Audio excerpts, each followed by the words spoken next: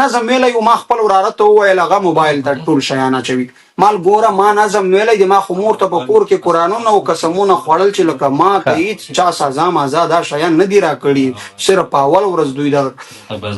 مال دا نظم چې په کور کې څوک درنه وانه او څوک یې ونه غږوي، نو بیا هغه خو نظم